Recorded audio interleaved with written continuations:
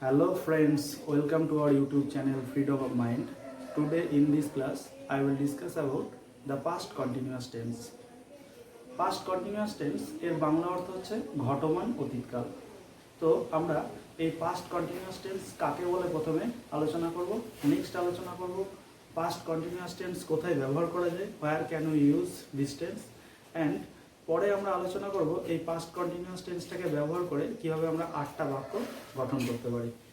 How can we make 8 kind of sentences by using this tense. Okay, তো past continuous tense কাকে বলে যদি আমরা ইংলিশে বলি কি বলবো?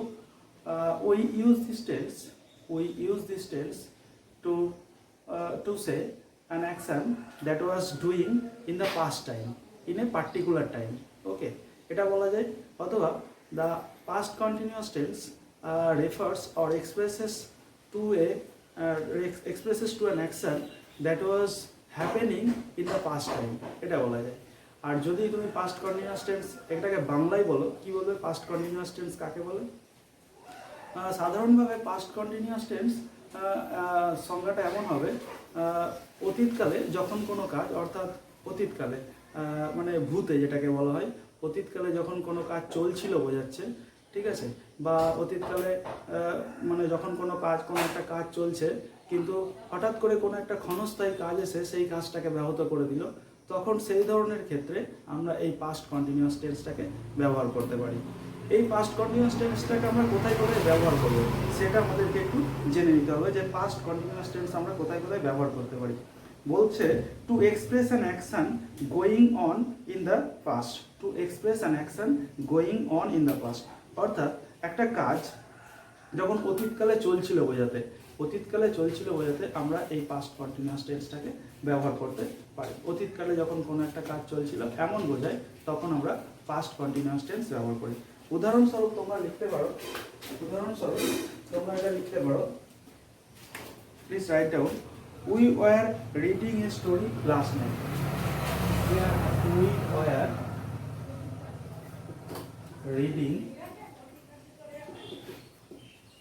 a story last night. We were অতীতকালে যখন কোনো কাজ চলছিল বোঝাতে আমরা কি করছি?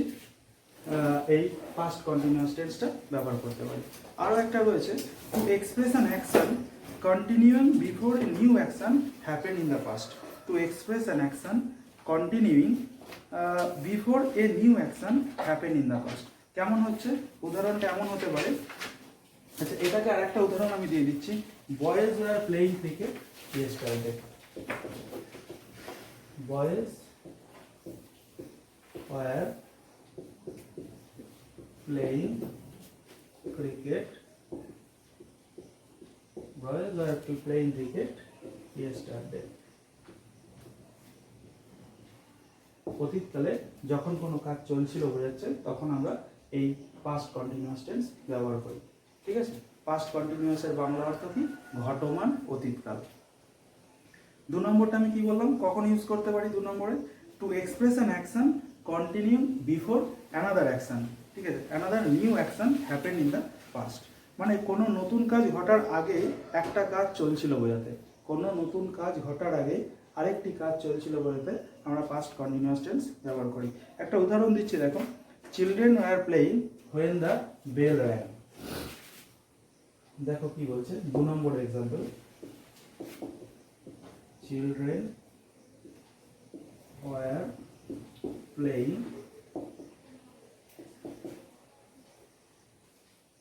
when the bell rang. Children were playing when the bell rang.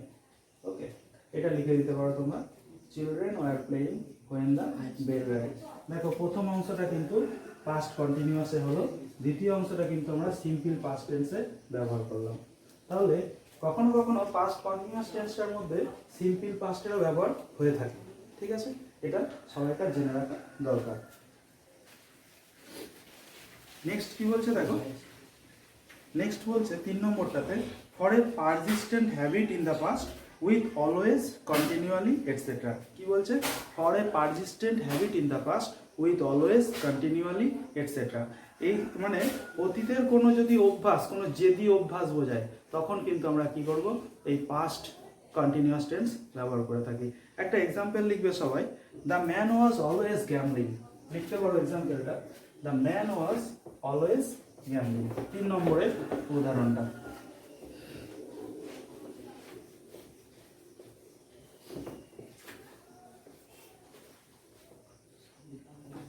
দেখো। The man was always gambling. ঠিক আছে, এটা একটা হয়ে গেল। আরেকটা এক্সাম্পল দেওয়া যেতে পারে। দেখো এক্সাম্পলটা কি? She was continually buying showy toys. কি বলছে? সি ওয়াজ কন্টিনিউয়ালি বাইং, আমি বলেছি না অলওয়েজ, কন্টিনিউয়ালি এগুলো ব্যবহার করা হয়। Always, she was continually buying showy, SHOW, showy toys.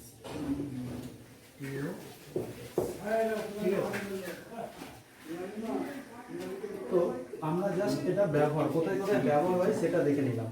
কিন্তু এই যে বাক্যগুলো আমরা গঠন করছি, এই বাক্যগুলো পাস্ট কন্টিনিউয়াস টেন্সের যে বাক্যগুলো, সেগুলো কিভাবে গঠন করতে হবে সেইগুলো আমরা এবার কি করব?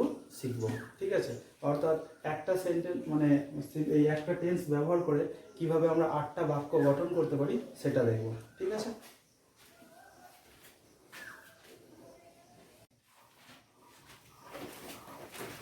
now I will show you how can you divide 8 kind of sentences by using only a single sentence, by using the past continuous tense. Okay, the past continuous tense. Please write down past continuous tense.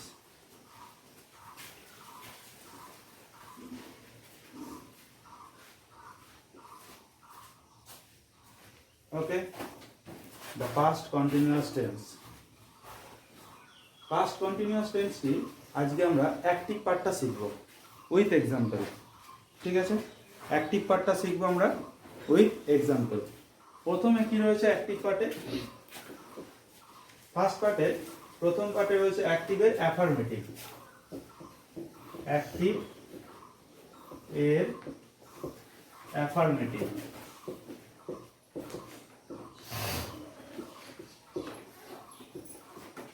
Sentence.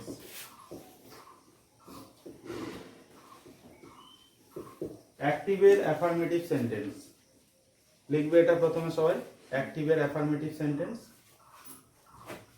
Next, অ্যাক্টিভের affirmative sentence. ঠিক আছে, এটাকে কি করব আমরা? নিয়মটা হচ্ছে এরকম, দেখো প্রথমে সবাই লিখবে subject plus was were plus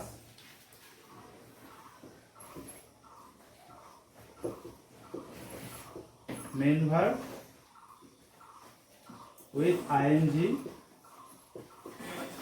plus object plus rest। এই বাক্যটার মধ্যে দেখো কোনো নেগেটিভ কোনো সেন্স রয়েছে? নেগেটিভ কোনো সেন্স নেই, তাই জন্য এটাকে আমরা কি বলবো? এটা হচ্ছে অ্যাক্টিভের অ্যাফার্মেটিভ সেন্টেন্স। কার অন্তর্গত? পাস্ট কন্টিনিউয়াস টেন্সের অন্তর্গত। তাড়াতাড়ি লিখবে সবাই। একটা এক্সাম্পল আমরা দিচ্ছি, দেখো please write down the example.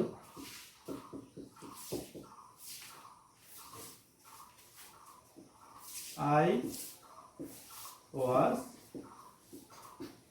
drawing a picture. I was drawing a picture. লিখে ফেলবে সবাই এটা। I was drawing a picture. অ্যাক্টিভের অ্যাফার্মেটিভ সেন্টেন্স। বাংলা মানে কি? প্রত্যক্ষের হ্যাঁবাচক বাক্য। কার এটা? পাস্ট কন্টিনিউয়াস টেন্সের অন্তর্গত। রুল নাম্বার 1, অ্যাক্টিভের রুল নাম্বার 1 হয়ে গেছে সবাইকার? মুছে দিতে পারি এবার?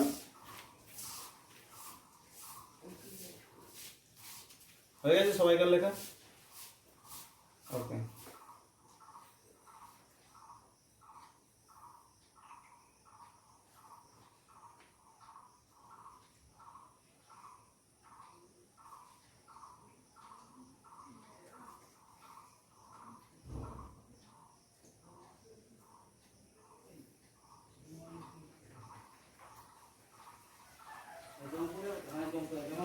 কমপ্লিট হয়ে গেছে? মুছে দিচ্ছি তাহলে। নেক্সট আসছে রুল নাম্বার 2, পাস্ট কন্টিনিউয়াস এর অ্যাক্টিভের negative sentence. অ্যাক্টিভের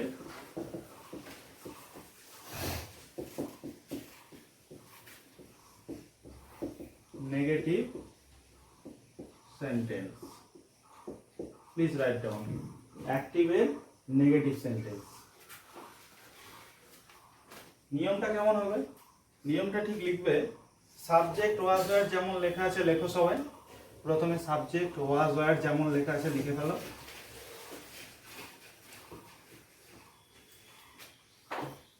subject plus was wire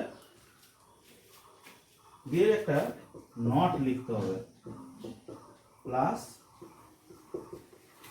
main verb ING plus object plus rest. Subject plus was were plus main verb plus ING plus object plus rest. এই হয়ে গেল past continuous টেন্সের অ্যাক্টিভের negative সেন্টেন্সের উদাহরণ। লিখে ফেলবে সবাই। রুল নাম্বার 2, প্রত্যক্ষের নাবাচক বাক্য। যদি কোনো একটা বাংলা বাক্য বলে, ধরো প্রথম বাক্যটাই উদাহরণ কি দিয়েছিলাম? উদাহরণটা দিয়েছিলাম, প্রথম বাক্যটাতে উদাহরণ কি দিয়েছিলাম? আমি একটি ছবি আঁকছিলাম, তাই তো?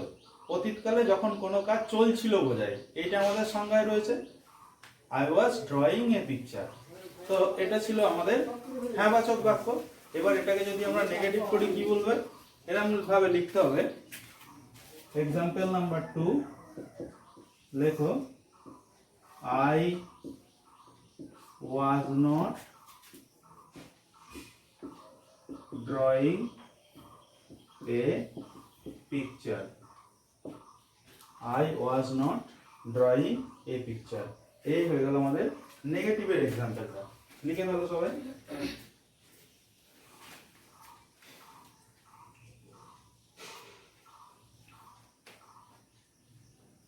I was not drawing a picture মানে হচ্ছে আমি একটি ছবি আঁকছিলাম না।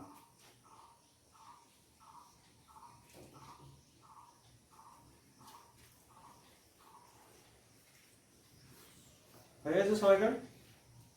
এইবার আসছে রুল নাম্বার 3, পাস্ট কন্টিনিউয়াস টেন্সের অ্যাক্টিভের ইন্টারোগেটিভ সেন্টেন্স।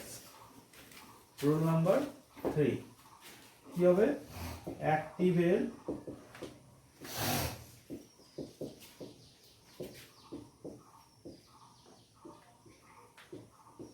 Interrogative sentence.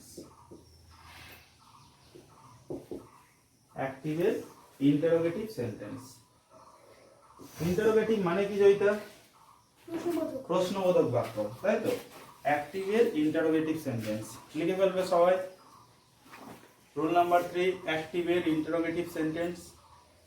এই নিয়মটা অর্থাৎ প্রশ্নবোধক করতে গেলে সব সময় মনে রাখবে হেল্পিং ভার্ব অথবা ডুইং ভার্ব অথবা অক্সিলারি ভার্ব যেটা রয়েছে সে সব সময় কি হয়? বাক্যের প্রথমে বসে। ইন্টারোগেটিভের এটা একটা নিয়ম। মনে থাকবে?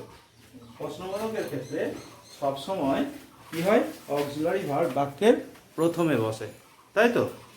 তো আমরা কিভাবে লিখছি দেখো, আমাদের অক্সিলারি কি রয়েছে, ওয়াজ ওয়্যার বা হেল্পিং ভার্ব। সেই ওয়াজ ওয়্যারটাকে আমি প্রথমে বসিয়ে দিলাম, ঠিক আছে?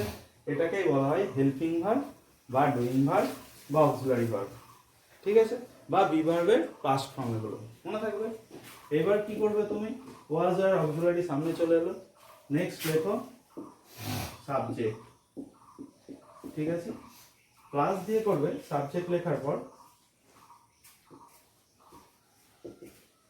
মেন ভার্ব সঙ্গে আইএনজি, মনে থাকবে। নেক্সট কি করছো, এটা লেখার পর তুমি লেখো object plus rest note of interrogation, যেটাকে আমরা জিজ্ঞাসা চিহ্ন বলি, এটা। হ্যাঁ, আর এই অবজেক্টটা বাক্যের মধ্যে থাকতেও পারে, নাও পারে, সবসময় যে থাকবে এমন কোনো কথা নয়, ঠিক আছে? লিখে ভালো সবাই।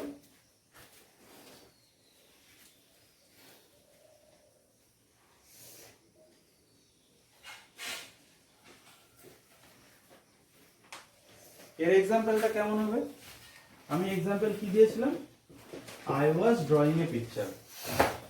এটা অ্যাকচুয়ালি অ্যাক্টিভের ইন্টারোগেটিভ সেন্টেন্স, মানে ইন্টারোগেটিভের অ্যাফার্মেটিভ বলে লিখে নিতে পারো। যেটা করছি আমরা, প্রশ্নবোধকের আবার হ্যাঁ বাচক না বাচক হয়, জানো তো? তাহলে সেটা আমরা কি করছি, এখানে প্রশ্নবোধকটার হ্যাঁ বাচক করে দিচ্ছি। এটা হ্যাঁ বাচকের নিয়মটা, এখানে নেগেটিভ কোনো সেন্স নেই তো, তাহলে এটা না বাচক হবে না। তাহলে প্রশ্নবোধকের, তাহলে তুমি লিখে নিতে পারো অ্যাক্টিভের ইন্টারোগেটিভের অ্যাফার্মেটিভ বলে লিখে নাও এখানটা, A F F I R M A T I D E, affirmative sentence. এক্সাম্পলটা কি হবে, আমি একটা এক্সাম্পল প্রথমে করেছিলাম, I was drawing a picture. যদি এটাকে প্রশ্ন করতে হয়, প্রশ্ন করলে কি হবে, was I drawing a picture, শেষে একটা জিজ্ঞাসা চিহ্ন দিতে হবে। দেখো অক্সিলারিটা সামনে এলো তো প্রথমে, তারপরে কি করলাম, সাবজেক্ট আই, তারপরে কি করেছি, মেন ভার্বের সঙ্গে আইএনজি, ড্রটা মেন ভার্ব, এর সঙ্গে আইএনজি বসেছে। নেক্সট কি করেছি, অবজেক্ট রয়েছে পিকচার, লিখলাম, রেস্ট নেই, লিখলাম না, নোট অফ ইন্টারোগেশন দিয়ে দিলাম, ঠিক আছে? তো পরে ফেলো এটা, ওয়াজ আই ড্রয়িং এ পিকচার।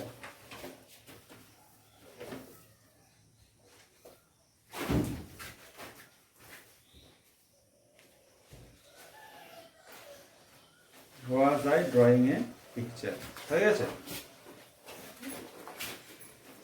বুঝে দেবো, লিখে ফেলেছো সবাই? বাবন তাড়াতাড়ি করো, হাতে স্পিড বাড়াও। তো এটা হয়ে গেল অ্যাক্টিভের ইন্টারোগেটিভের অ্যাফার্মেটিভ সেন্টেন্স। এইবার আমরা করব অ্যাক্টিভের ইন্টারোগেটিভের নেগেটিভ সেন্টেন্স। রুল নাম্বার 4 লিখবে সবাই। অ্যাক্টিভের ইন্টারোগেটিভের নেগেটিভ সেন্টেন্স।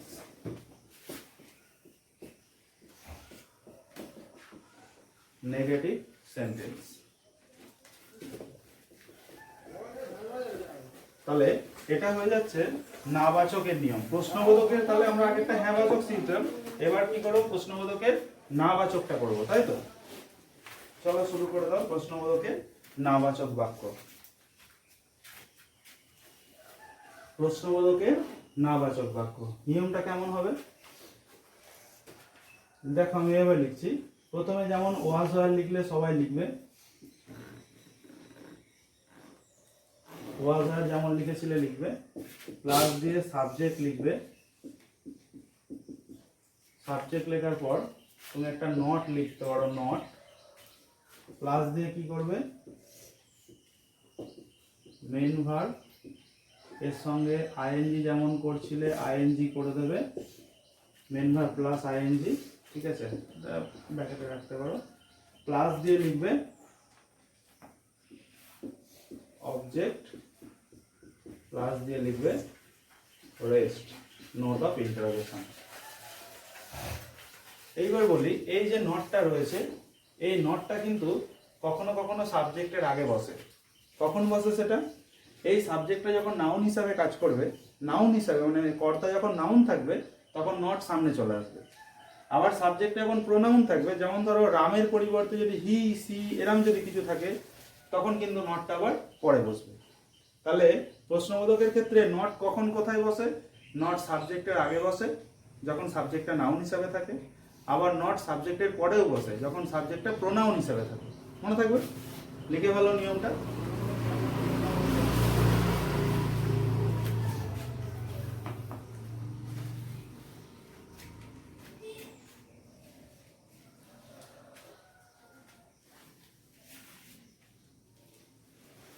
এক্সাম্পলটা আমরা কি দিচ্ছি দেখো, প্রশ্নবোধকের হ্যাঁবাচকটা কি ছিল?